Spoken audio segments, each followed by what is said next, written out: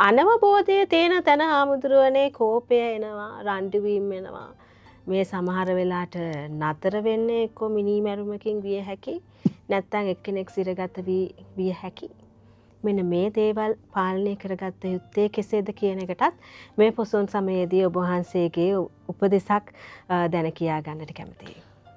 ඔය කේන්ද්‍රවලට එහා ගිය තව කතාවක් තමයි දෙදෙනා සිල්වත් විය යුතුයි කියන කතාව. ඔය දෙදෙනා සිල්වත් වෙනුත් තමයි එකිනෙකනාට අවබෝධ කරගැනීමේ හැකියාව තියෙන්නේ. මොකද එක්කෙනෙක් කතා කරනකොට එක්කෙනෙක් නෙමෙන්න පුළුවන් නම් ඒ ඉවසීම කියන ගුණාංගය මේ ජීවිතේ හරිය වටිනා විවාහ ජීවිතයක. ඉවසීමේ ගුණාංගය. දැන් අපි ඔය අහලා තියෙනවා මම අර විහිළුට වගේ කතාවක් තියෙනවා. කසාද බඳින්න ඉස්සලා වැඩිපුරම කතා මේ යාළු වෙන්න ඉස්සලා වැඩිපුරම කතා කරන්නේ කවුද? කොල්ලා.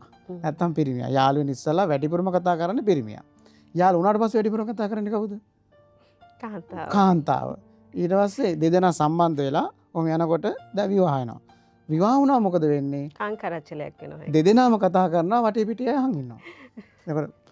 එතකොට මේ විවාහයක් නෑ සම්බන්ධයක් ඇති වෙන්න ඉස්සෙල්ලා පිරිමියා කතා කරනවා ගැහණු කෙනා අහගෙන ඉන්නවා. එතකොට සම්බන්ධය ඇති වුණාට පස්සේ ගැහණු කෙනා කතා කරනවා පිරිමියා අහගෙන ඉන්නවා. දෙදෙනා කසාද බැඳලා පස්සේ දෙන්නම කතා කරනවා වටේ පිටේ අහන් ඉන්නවා. ඔන්න ඔය ජීවිතේ නේද තියෙන්නේ.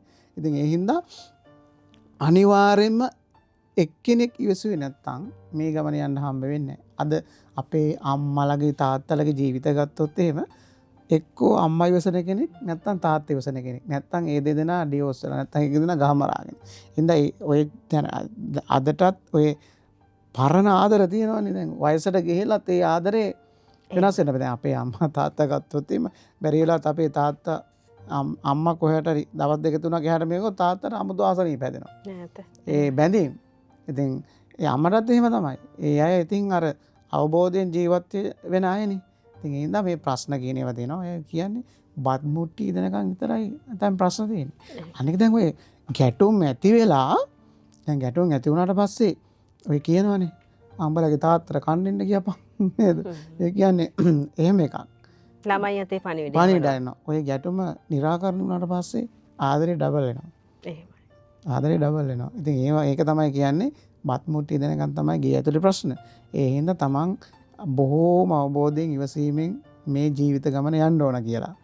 සමහර වෙලාවට මෙහෙම ප්‍රශ්නත් වෙනවා අපේ හැමදෙරනේ ගුණවත් කාන්තාවකට ගුණයෙන් අඩු ස්වාමිපුරුෂයෙක් ලැබෙන්නට පුළුවන්. ඇය බොහෝ වෙලාවට උත්සාහ කරනවා ඔහුව එහා මගට ගන්නට. නමුත් එය කළ හැකි දෙයක් බවට පත්වන්නේ නැහැ. මෙවැනි අවස්ථාවකදී කුමක් කළ යුතුද? අපිට යම්කිසි සහකරුවෙක් හම්බ වෙන්නේ අපේ ඇතැම් විට අපේ පවගි වෙන්නත් හම්බ වෙනවා.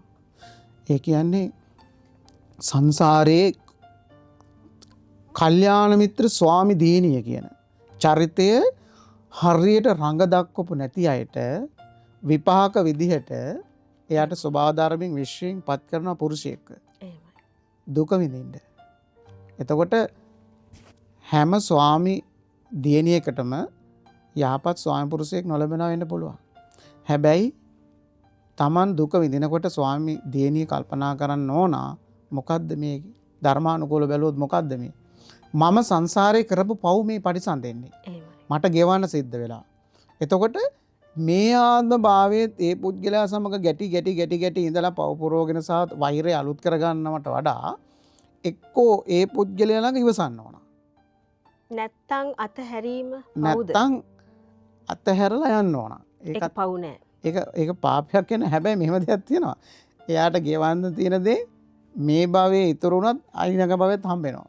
ඒ හින්දා තමන්ට පව ගෙවන්නට නියම අවස්ථාවක් ලැබිලා තියෙනවා. ඒ අවස්ථාවෙන් ප්‍රයෝජන ගන්න පුළුවන් නම් ප්‍රඥාවෙන් ඒක වෙනම දෙයක්. බැයි නම් ඉතින් අයින් වෙන්න ඕන. හැබැයි තමන්ට ගෙවන්න තියෙන දේවල් ගෙවන්න වෙනවා. ඊළඟට හම්බෙන කෙනාගෙන් හරි ගෙවෙන්න පුළුවන්. හැබැයි මෙහෙම දෙයක්ත් තියෙනවා. එයාගේ පාපේ වුණාට පස්සේ ඇතැම් අයට ඉතින් පළවෙනි විවාහය නෙමේ සාර්ථක විවාහය. දෙවෙනි විවාහය සාර්ථක වෙන්න පුළුවන්. පංගුවට පළවෙනි විවාහය නැත්තරම නැති වෙලා දෙවෙනි විවාහයෙන් පස්සේ කිරි උතුරන අවස්ථාවලුත් තියෙනවා. ඒක අපි මේ වැරදි අවබෝධයක් දෙනව නෙමේ. හැමදේ වෙන්නේ හොඳටයි කියනවනේ. නෑ මේක කාලීන තියෙන ප්‍රශ්නනේ අපේ හැමදෙන්නේ. සුදුසු කෙනා පංගුවක් වෙලාවට හම් වෙන්න පුළුවන්. අම්මන්ට සුදුසු කෙනා. ඉස්සල්ලාම සුදුසු කෙනා හම්බෙලා දුක විඳලා ඊට යම් කිසි දෙයක් ගෙවුනට පස්සේ තමන්ට සුසු කෙනා ආය හම්බෙන්න පුළුවන්. එහෙම දෙවෙනි ජීවිතේ ලස්සන වෙච්ච කොච්චර ඉන්නවද? දෙවෙනි ජීවිතේ ලස්සන වෙච්ච අය. ඉතින් ඒක ඇත්තම කියනවා නම් තමන් දුක් විඳ සිද්ධ වෙලා තියෙනවා නම් තමන්ගේ පාපය ගෙවෙන අවස්ථාවක් කියලා අනිවාර්යෙන් කාන්තාව කල්පනා කරන්න ඕන. එහෙමයි. ඒ කියන්නේ දික්කසාදයට යෑම සම්බන්ධතාවයකදී නොගැලපෙනවා නම් අතහැරීම පවක් නෙමෙයි කියන කාරණේ ඔබ වහන්සේ කියන්නේ අවබෝධයෙන් යා යුතු. ඔව්. නොගැලපෙනවා නම් අත්හැරීම තමන්ගේ මානසික සුවතාවෙන් ඉඳලා හොඳයි.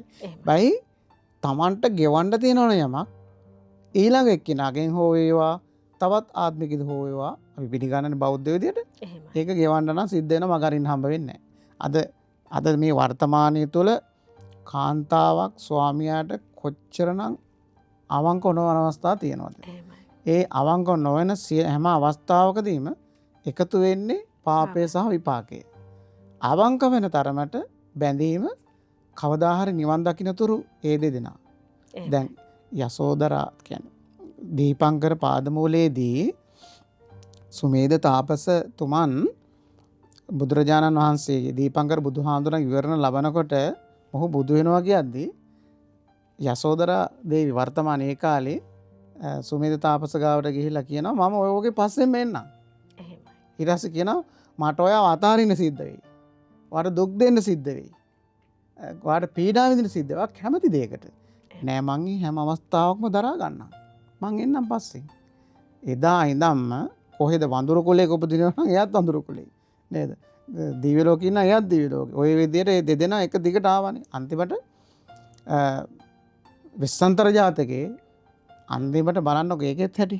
හැම පාරමිතාවම පුරලා විස්සන්තර ජාතකයේදී ඉතුරුනානේ තව පාරමිතාවක්. ඒ තමයි දරුවන් තමන්ගේ දරුවන් දන් දීම, දරුවන්ගේ තමන්ගේ බිරිඳ දන් දීම තාම ඉතුරු වෙලා හැම. ඒ පුරණ තමයි විස්සන්තර ජාතකයේදී ආය නැවත උපදින්නේ. මන්ත්‍රී දේවී වෙලා. විස්සන්තර රජුරු වෙලා. ඊට පස්සේ තමයි තුසිත භවනේ ඉඳලා මේ දෙදෙනා ආපහු ඇවිදින්න එතනත් ඒ ආදරය පෙන්නලා අන්තිමට ඔය ගිහි අත්තර යාමේදී කියනෝනේ යසෝදරා දන්නේ නැතුව ගියේ කියලා දාලා ගියා කියලා. අද කොච්චරනම් කියනවද නේ මඩ. නෑ යසෝදරා උදව් කරනවා යන්න කියලා. දැනගෙන හිටියේ දැනගෙන නිදිසේ හිටියා. නිදිසේ හිටියා නෑ පංගුවකවත් අල්ලගෙන කතා කරලා ගියා කියලා. එහෙම කියනවා. ඉතින් අන්න එතනින් නතරුනේ. ඒ හින්දා විවාහ ජීවිතයක් කියලා කියන්නේ ඊළඟ අපායකට ගෙනින්න දැනත් නෙමේ නිවන දක්වාම තමන්ගේ සංසාරයේ සාර්ථක කරගන්න තැනක් තමයි විවාහය කියන්නේ. එහෙමයි. නිසා දරුවෝ කියලා කියන්නේ දරුවෝ හම්බ කරනවා කියලා කියන්නේත් එහෙම තමයි. තමන්ගේ සංසාරයේ නිවන දක්වාම යන ගමනේදී තමන්ගේ වගකීමක් තමයි දරුවෝ හදනවා කියන්නේ. එහෙමයි. ඉතින් ඒ දෙක හරියට මේ අපි ජීවත් වෙද්දී තේරුම් ගන්න ඕන.